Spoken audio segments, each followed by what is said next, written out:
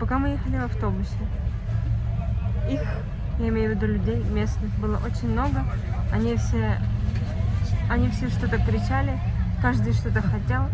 Они очень громкие, они все время что хотят, ходят, доколупываются до тебя.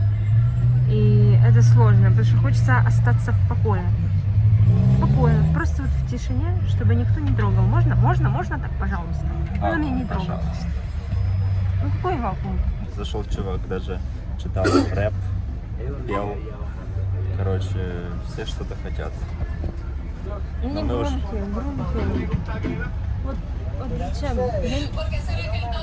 Я хочу слушать свою музыку в наушниках, а не по чужому инстаграму или по чужой ленте на социальных сетей. Или по радио, или из улицы. Ну типа, что? Все, ровно минута прошла. Life is good again. Нет. Как доехать? Очень просто, если не перепутать терминалы, как сделали это мы. Так что запоминайте. Из Медельина автобусы отправляются с северного терминала, возле станции метро Карибе.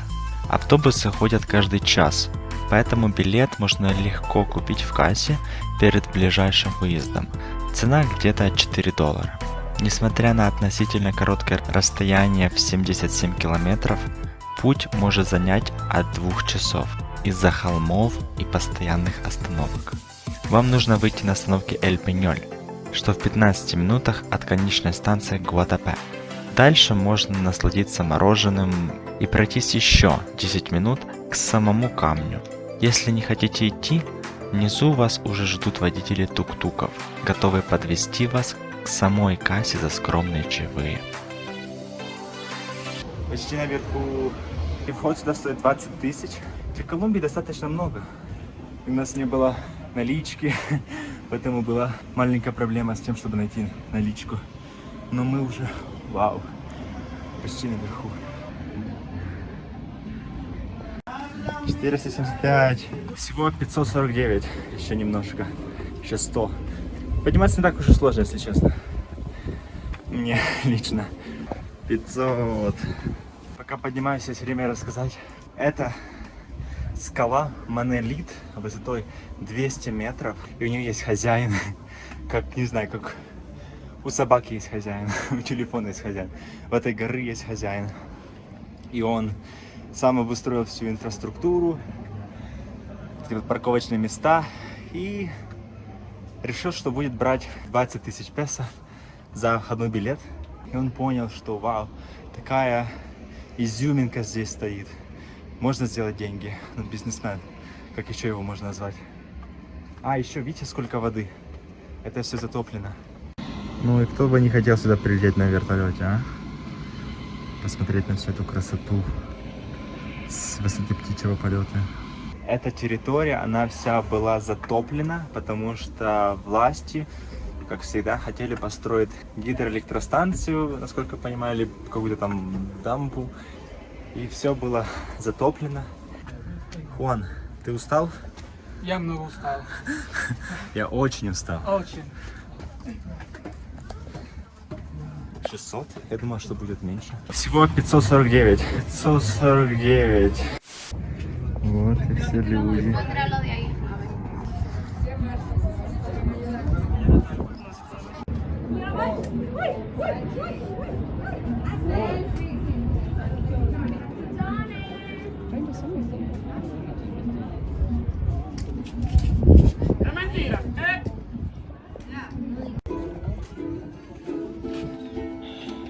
Только я решил, запустить этот дрон, я даже его не достал.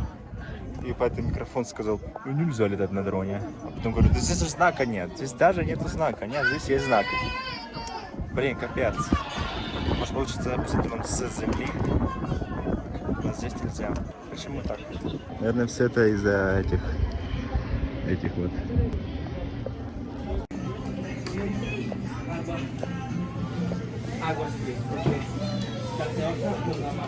Сколько сувенирчиков, вау. Серпеса, здесь можно даже выпить пиво. Хорошо, конечно, пошли. Я спросил, почему нельзя летать на дроне. Мне очень интересно, почему, какая причина. Он сказал, кстати, что можно, но когда не летают эти вертолеты здесь. То есть сейчас они летают, и это очень опасно, что я понимаю, конечно же. То есть можно летать до 12 дня, и после 7 вечера, ну, смысл летать после 7 вечера уже темно. Так что, еще спросил, можно ли с земли полетать. Супер, можно снизу, но не очень высоко, так что кадры с дрона будут.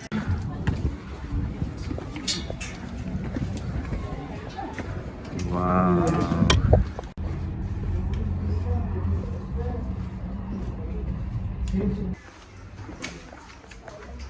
И это еще будний день, выходные здесь, нужно стоять в очередь, чтобы сфотографироваться, понимаете? Так что, ребята, работайте удаленно, забейте на рабочий день и просто приезжайте сюда в рабочие дни и наслаждайтесь жизнью. Здесь, кстати, очень много американцев, очень много, прям большая концентрация.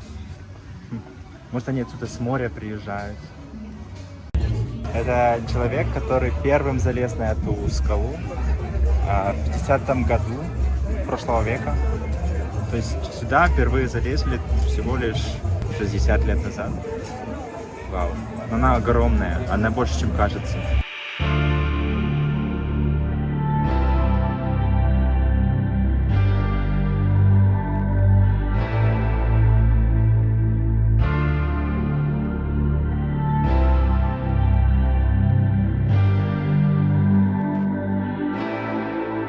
Погодите-ка, вы тоже это видите?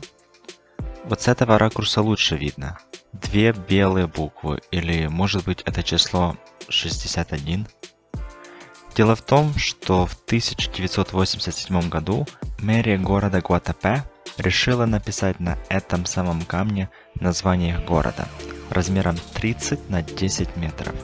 Но потом губернатор счел это актом вандализма и приказал остановить работы, а 6 миллионов песо были перенаправлены на покраску этого собора.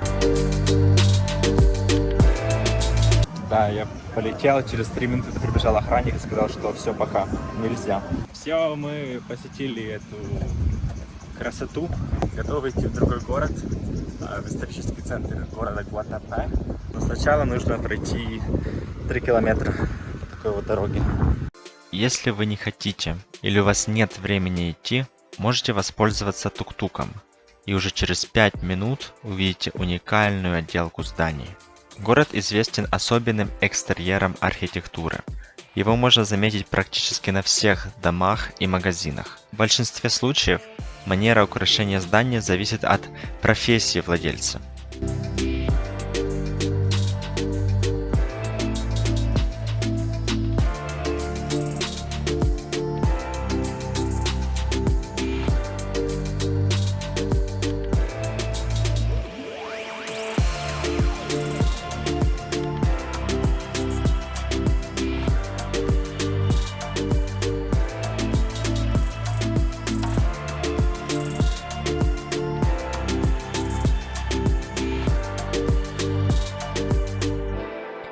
Еще одна причина, по которой стоит посетить Гуатапе, это вид. При желании можно арендовать лодку или присоединиться к туру.